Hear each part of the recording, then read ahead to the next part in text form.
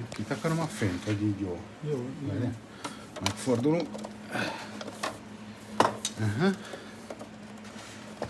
Meg vagyunk? Mert úgy kicsit kitakarod, meg kicsit árnyékos, de nem baj.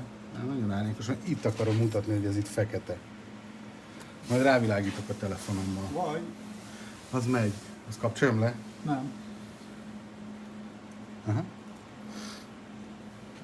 Figyelj, itt fogunk nézni egyet, hogy GVC felirat van rajta, és az, hogy ez itt füstös.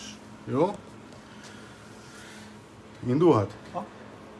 So, I already disassembled the monitor.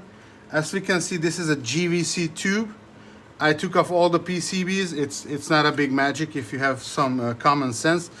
What I already see that here's a little black smoke or dust. I'm not really sure where that's coming from. Is it part of the CRT, because I see it here as well, or that's coming from the PCB, which we are going to take a look at in the next cut.